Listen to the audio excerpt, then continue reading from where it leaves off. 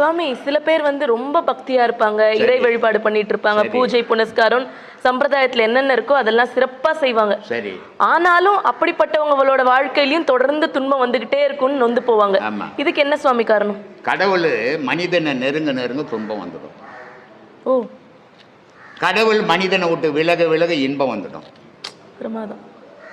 இது அறியாத பேசுவாங்க. நான் இவ்வளோ பக்தி பண்ணுறேங்க, எனக்கு ஏங்க கஷ்டம் வருது, அவர் சாமியை கும்பிட மாட்டாருங்க, அவர் கோடீஸ்வரனுங்கிறாருங்க அப்படின்லாம் சொல்லி இருந்தப்பாங்க.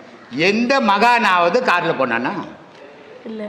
எந்த மகானுக்காவது சோறு இருந்ததா? உண்மையான மகான் யாருக்குமே இல்லை. இல்லை. ஏன்? கடவுள் நெருங்கிட்டான், அதனால அவனுக்கு சோறு கிடைக்கல. பிரமாதம். அதனால எவன் ஒருத்தன் அதிகமாக கஷ்டப்படுறானோ, கடவுள் பக்தியில் கஷ்டப்படுறவன், சாதாரண கஷ்டம் உலக கஷ்டம் வேற, பக்தியில் நல்ல பக்தி பண்ணி எவன் ஒருத்தன் கஷ்டப்படுறானோ கடவுள் அவனை நெருங்குறானோ.